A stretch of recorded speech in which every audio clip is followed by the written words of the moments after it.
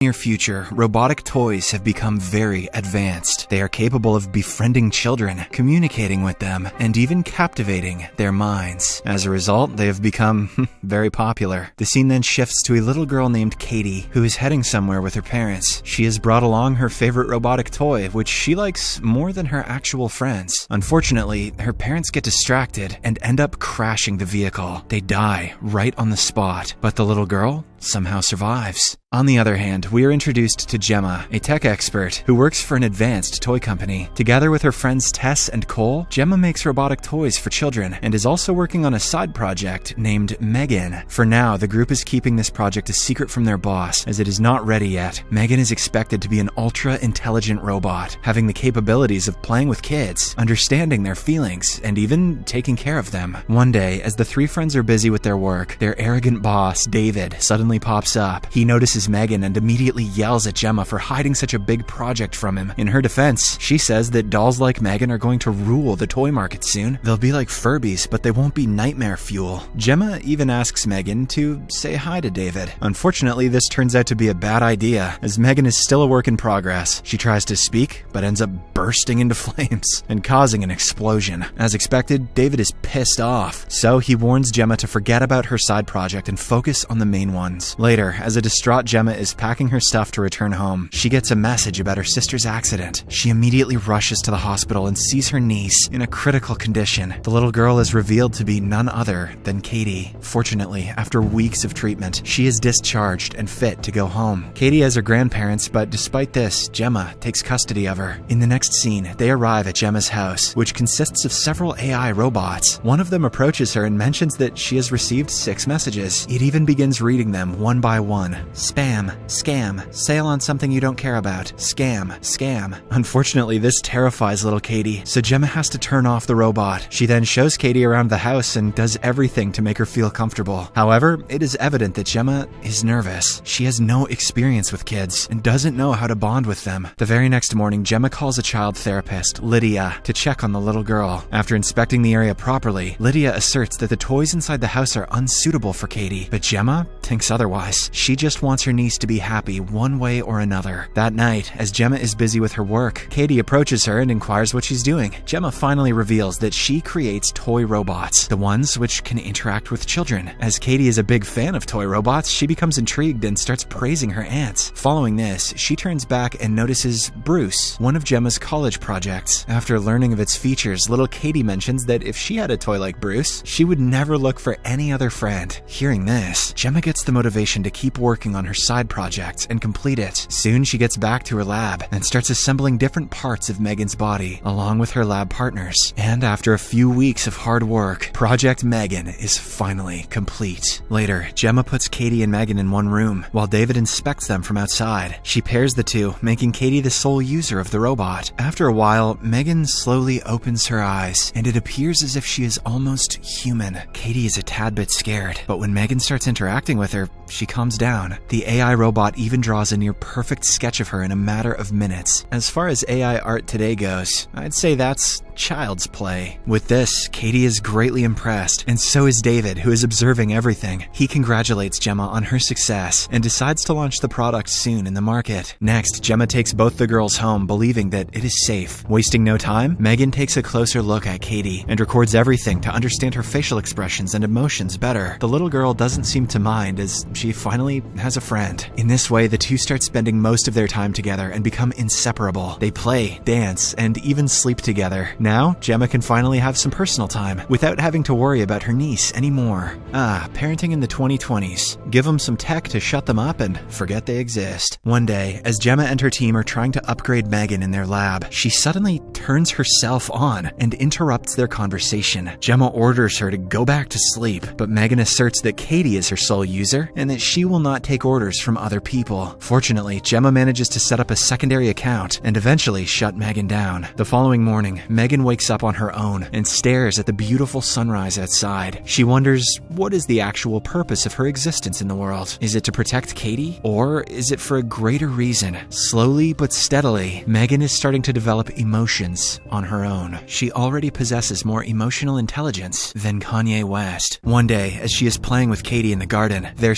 stick accidentally enters the neighbor's compound. Megan tries to retrieve it, but a scary-looking dog bites her and pulls her inside. Katie tries to save her, but she too ends up getting bitten. Fortunately, Gemma arrives in the nick of time and pulls the little girl away. She then scolds the neighbor, Celia, for not taking care of her dog. However, the old lady instead blames Gemma for not taking care of Katie. As all this is happening, Megan gets up and stares at Celia with angry eyes. It is clear that she wants revenge. Hence, that night, after everyone falls asleep, she enters Celia's compound and kills her pet dog brutally. She then disposes of the body and sneaks back inside her house. The next morning, as Celia is searching for her dog, Gemma notices her from the window. However, she doesn't pay much attention to it, as today is her big day. It turns out that Gemma's company is going to demonstrate Megan in front of an audience. Katie will also be a part of the show, as she is the only one who can control the robot. Soon the program begins, and the girls are seen inside a room. Katie suddenly starts crying and tells Megan that she still cannot get over her parents' death. To make her happy, the AI robot sings a lullaby for her. The plan works, and Katie instantly starts smiling. Meanwhile, the audience outside is stunned to see a robot interacting with a child in this manner. They are impressed by Megan so much that they want to invest big in the project. Oh, if I have one of these, I won't even have to tell my son how his penis works. Although the demonstration turns out to be a huge success, Gemma is upset. This is because Katie never shared anything with her, and instead she chose the AI robot. Unfortunately for her, Kurt, a coworker, steals the codes for Megan and decides to launch similar robots of his own. The following day, Lydia visits Katie and conducts another session. Once it's over, she approaches Gemma and informs her about the closeness developing between Megan and Katie, hinting that it may become a problem in the future. This makes Gemma even more anxious, so she approaches Katie to talk with her. Unfortunately, Megan arrives there and interrupts them. Gemma tries to switch her off, but Megan does not obey. It turns out that she has stopped considering Gemma as her user at all. The following day, Gemma takes Katie and Megan to an adventure camp, hoping that they can clear their minds. Once they reach it, Katie is asked to play with other kids, but she just wants to be with Megan. However, Gemma convinces her to give it a try, saying it's always good to make new friends. A while later, as Gemma gets busy cooking food, a boy named Brandon takes Katie to the woods and starts bullying her. Just then, Megan, who had been observing everything, arrives there. Brandon is terrified, but when Katie mentions that she is just a toy, he calms down. He then picks Megan up and takes her deep into the woods, mistaking her for a normal doll. After a while, when no one is looking, Brandon starts beating her for no reason. Having had enough, Megan suddenly gets up and tears one of his ears out. Brandon has learned his lesson, and he runs away, but Megan is not done with him yet. She starts following him using all four appendages like a possessed demon. When Brandon sees this, he gets distracted and ends up in front of an oncoming vehicle. Unfortunately, the collision results in his death. Megan looks over his lifeless body and smiles menacingly, implying that she feels awesome. Shortly after, the boy's corpse is found, so a worried Gemma immediately leaves with the girls. After reaching home, she inquires if they know anything about Brandon's accident, but no one speaks a word. Right then, a police officer arrives at the door and asks Gemma if she has seen Celia's dog. The latter replies with a no, and mentions that she barely interacts with any of her neighbors. After the cop leaves, Megan starts seeing Celia as a possible threat. Hence, that night, while everyone is asleep, she sneaks inside Celia's home and kills her brutally.